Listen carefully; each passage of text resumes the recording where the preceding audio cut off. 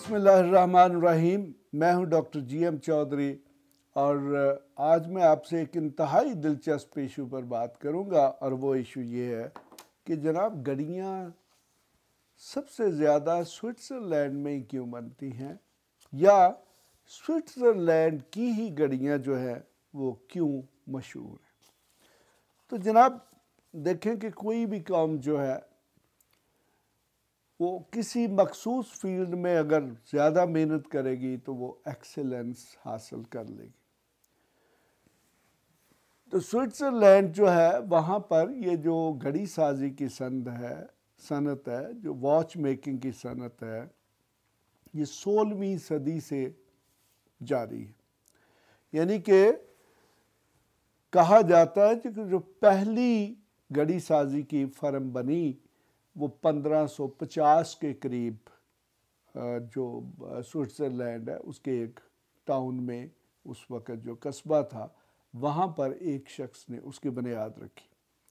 तो इस वक्त दुनिया की जो बेहतरीन घड़ियाँ या बेहतरीन या कीमती घड़ियाँ गिनी जाती हैं वो स्विट्ज़रलैंड की है। यानी कि रोलेक्स या और इस किस्म की जो बड़ी कीमती किस्म की घड़ियाँ हैं वो स्विट्ज़रलैंड में बनती हैं।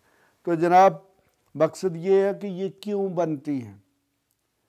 देखिए कि घड़ियों के बनाने का जो सबसे प्राइम ऑब्जेक्ट था वो तो यही था कि कोई ऐसा इंस्ट्रूमेंट इजाद कर लिया जाए कि जो टाइम जो है उसको बराबर से या अच्छे तरीके से नाप सके, ताकि हम अपनी ज़िंदगी को रेगुलेट कर सकें और मुख्तलिफ़ काम जो हैं उनको इंतहाई पाबंदी के साथ कर सकें।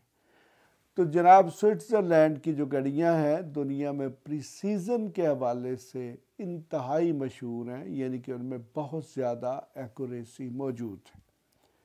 स्विट्ज़रलैंड के बाद ये जो घड़ी साजी की सनत है ये जनाब जापान में गई। आजकल जापान में भी दुनिया की बेहतरीन घड़ियाँ, बल्कि हल्की तरीन घड़ियाँ जो हैं वो बनाई जाती हैं।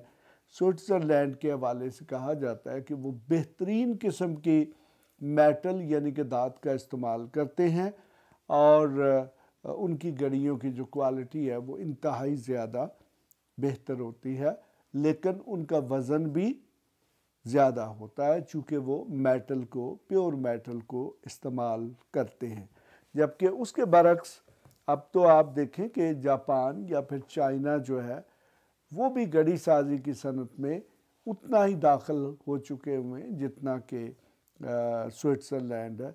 बल्कि जो चाइना है उसने तो सस्ती तरीन घड़ियाँ भी प्रोड्यूस कर दी हैं जो आपको मार्केट में 10, 20 या 50 या 100 रुपए की भी मिल जाती हैं। तो आजकल देखें कि जो इकॉनमी ऑफ स्केल यानी कि नंबर के हवाले से है उसमें फिर चाइना सबसे आगे है कि अक्सर आप लोगों को देखेंगे कि जिनने घड़ियाँ पहनी होती हैं तो वो चाइना की घड़ियाँ होती हैं। लेकिन उसके बाद अगर किसी को कीमती या दिखावे के लिए घड़ी पहनना हो यानी कि टाइम देखने के लिए ना, तो वो फिर उसमें स्विट्ज़रलैंड या फिर जो जापान है उसकी घड़ियाँ या फिर जो बड़े बड़े ब्रांड्स हैं जैसे कि ये जो रोलेक्स या और बड़े मशहूर ब्रांड्स हैं उनकी घड़ियाँ होती हैं। तो जनाब इशू ये था कि स्विट्ज़रलैंड में घड़ियाँ क्यों बनती हैं। तो जनाब इसकी जो असल जो फ़िलासफ़िकल या लॉजिकल रीज़न थी वो यही थी कि ये दुनिया की इंतहाई पंक्चुअल नेशन है और वो अपनी पंक्चुअलिटी को रेगुलेट करने के लिए उन्होंने घड़ियाँ बनाई। लेकिन ये फिर चूँकि एक ऐसी समझ ले कि कीमती किस्म का इंस्ट्रूमेंट था, एक ईजाद थी कि जो कि सबके लिए फ़ायदेमंद थी, तो फिर यही उनकी एक बहुत बड़ी सनत भी बन गई। और फिर ख़ास तौर पर ये जो स्विट्ज़रलैंड और जर्मनी है उसको ये समझ लें कि शर्फ हासिल है कि वहाँ पर दुनिया की मुख्तसर तरीन यानी कि छोटी तरीन घड़ियाँ जो हैं वो प्रोड्यूस की गई। और जैसे ही छोटी घड़ियाँ बनी तो वो फिर चूँकि आपको अपनी कलाई पर پہننے میں آسانی ہوگی، یعنی کہ اب ہر شخص جو ہے اپنی کلائی پر گھڑی پہنتا ہے۔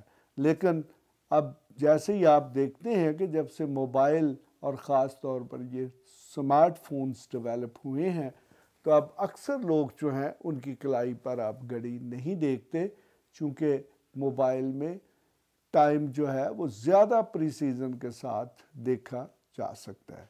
تو اس کے ساتھ ہی خدا حافظ۔ ایسی مزید ویڈیوز دیکھنے کے لیے ہمارے چینل کو سبسکرائب کر لیں اور بیل آئیکن کو آن کر لیں تاکہ آپ کو ہر نئی آنے والی ویڈیو کا نوٹیفیکیشن ملتا رہے۔ اگر آپ کا کوئی بھی سوال ہو تو آپ ہمارے دیے گئے واٹس ایپ نمبر پر رابطہ کر سکتے ہیں یا کمنٹس کر کے اپنے سوال پوچھ سکتے ہیں۔